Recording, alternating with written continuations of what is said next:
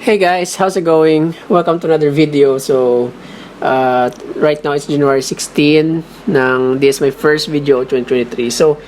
My friend Steve Chua, the owner of Battle Station, for those who doesn't know, Battle Station ang isa sa pinakasikat na computer internet cafe dito sa Bacolod. So nung bata pa ako, everybody knows Battle Station and hanggang ngayon.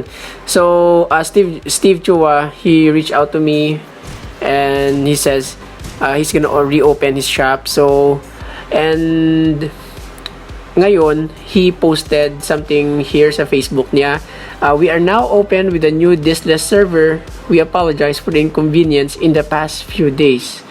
So, online and offline games now loaded and playable. So, he posted a screenshot ng game menu niya. So, it has 3 categories: online games and LAN games and mini games. So, the reason I want to make a video about this kasi I'm getting a lot of messages sa mga tao na who wants to put up a pisonet business kag gusto nila ng diskless server. So usually when I usually recommend na ang computer nila is around at least 10 computers ang pisonet shop nila. Kasi kung 4 lang, 6, kung marami kang pera, go ahead. Pero I think okay naman kung 4 or 6. Pero parang overkill na if you get a diskless. That's my opinion. Pero kasi madali naman i-update ang bawat computer. So, kung meron ka ng 10 computers or at least kung meron ka pisonet shop at meron kang 4 computers and then you plan to expand 3 months from now or 6 months from now. So, okay talaga mag-diskless it removes the hassle mag-update, mag-easy mag-repair. So right now my friend Steve Chua, he posted a screenshot like I said ng games niya. So nakita ko, wow, grabe, ang daming games. And na sobrang daming games na 3 category: online, LAN, and mini games. So wala talaga akong gawin. And ang ginawa ko, I made an Excel file and I list down all the games ng online games yan na category, and then LAN games, and I searched the total game size. So I made a spreadsheet out of it. So as you can see so I'll show you the Excel spreadsheet and then explain ko after. So let's not dive deeper sa mga games, pero I'll just explain the game size lang. So we have first here Battle.net. As you can see, Battle.net, I think there are 2 games free dyan: Warzone and Diablo Immortal. So Diablo Immortal is 24 gigs. So Call of Duty Modern Warzone is 32 gigs. Counter-Strike Global Offensive 15 gigs. Cabal, this is an old game. It was released way back 2008 ng 5 gigs. Crossfire 15 gigs. Dota 2 15 gigs. Dragon Nest 10 gigs. Fall Guys, hindi ako familiar sa to, 2 gigs lang. Fortnite 16 gigs. League of Legends 12 gigs, Mer 4 Global 10 gigs, Overwatch 30 gigs, PUBG 30 gig, Point Blank 7 gigs, Roblox 20 MB.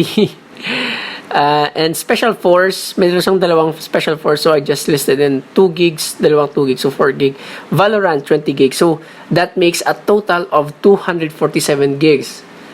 And then going sa LAN games, ang first naman is Battle Realms, so that's 1 gig lang. Battlefield 5, malaki ito na file. Na nakalagay sa system requirements is 50 gigs, pero I think it goes above 50 gigabytes. So sige lang, let's just leave it that 50 gigs. But Call of Duty Black Ops 2 16 gigs, Call of Duty Black Ops 3 150 gigs according sa website, and Call of Duty 4 or Modern Warfare 1 8 gigs. Hindi ko mahanap ang size ng Counter-Strike 1.3, so I just search Counter-Strike 1.6, so it's 177 MB lang. So next game is Devil May Cry 5 35 gigs. Frozen Throne 500 MB lang. GTA 5 72 gigs. I think kung meron ka mga mods or ano dyan, it could reach up to 150 gigs. So, yan, GTA 5, 72 gigs. Limbo, hindi ko familiar game to, pero I just search it. 150 MB. Minecraft, 4 gigs. And NBA 2K14, this is my favorite na 2K14. 8 gigs na lang to. And then NBA 2K19 ng 80 gigs. So, Need for Speed, Most Wanted, 3 gigs lang. By the way, don't get confused kasi meron re-release nito, Need for Speed Most Wanted 2012, which is malaking file. Mga I think 20 gigs yan. I think it's a remastered. Pero, this is the older one na Need for Speed. 3 gigs lang. StarCraft Brood Wars, 100 MB. Vampire, I'm not familiar with this game, 20 gigs lang. And then Subnautica, Below Zero, 15 gigs with a total of 462.982 gigabytes. So, kung i-total natin, we have a 710 gigabytes. By the way, himala ng walang Genshin Impact. Usually, ang mga computer shop ngayon nag-a-add ng Genshin Impact. So, I'll just... so, Steve Chua, if you're listening, I recommend Genshin Impact. So yeah, 710 gigabytes. So I think I made a video about ng mga requirements or ano mga kailangan ng a diskless server. So diskless server is very expensive. It's just for one computer. Pero malaki talaga ang returns niya so like I said, I think sa previous video ko, I'll have it linked down below. One of the requirements ng diskless server, you need 4 types of hard drive. So some people would argue na 3 lang or 4 or less or 4 more. So one isang hard drive na 120 gig for the operating system, and then another 120 gig for the image. I don't know what's called image disk. Diyan nakalagay ang mga OS na mga PC mo. And then another 120 gigs for the caching or mga dyan, basta caching. So, some people would recommend na just 3 drives and then you just partition. Pero my style is I usually get 4 separate drives. And the last one, this is the game drive. Kailangan talaga malaki ang game drive. It could be 500 gigs or 1 terabyte. So, sa Battle Station, their diskless server is probably 1 terabyte na SSD. So, I'll post sa screen. I think there's a Samsung in Kingston. When buying SSD, especially this size, I highly recommend na malaki ang capacity. And kilala ang brand. So, Samsung in Kingston, I think kilala sila. And reliable naman ang storage nila. Kasi, once masira ang diskless mo, patay lahat ng computer, hindi mo magamit. Yan lang ang downside. So, yeah, that is the background ng diskless, guys. So, that's why when you're planning to mag-put up ng diskless server, it's not a joke kasi marami ka kailangan. You need to, besides the, kasi usually I recommend quad-core na CPU and the motherboard that supports 16 gigs of RAM and then 4 hard drives and also ng maganda, high quality na power supply. So, and also a UPS, I think 1000 VA or higher, 1500 VA na UPS para kung mag-brown out, hindi masira or hindi dali masira ang computer nyo. So yeah, talaga, it would cost you around 20,000 or 25,000 pesos. Pero kung meron kang old na mga PC, at least mga dyan, kasi I seen a video where a guy used an AMD A6 as a diskless server. So I don't know how that I think ng konti mo lang unit siya, I think that's how he pull it off.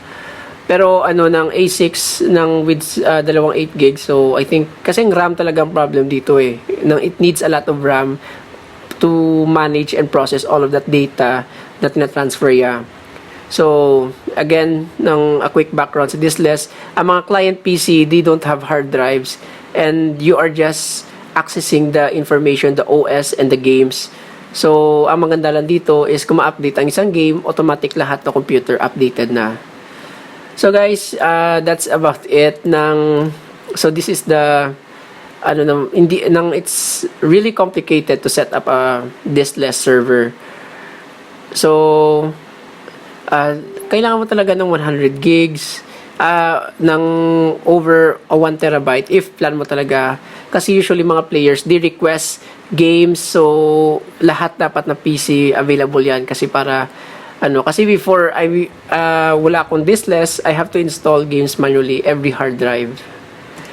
So that's about it guys. Now that's the reality of diskless and also by the way, share ko na the reason hindi pa ako gagawa ng how to make a diskless server, kasi busy pa ako, and then ang work schedule ko and class ko, ang hirap so to make a schedule. So I'm sticking sa mga ganitong klaseng format. The video, it's easy, and just compile the data and mag-konting edit lang.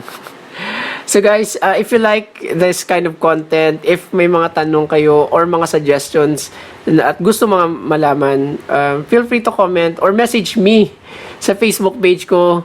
The link is down below. Kung may mga tanong kayo, message me sa Facebook page ko. So guys, thank you for watching, and I'll see you on the next video. Peace!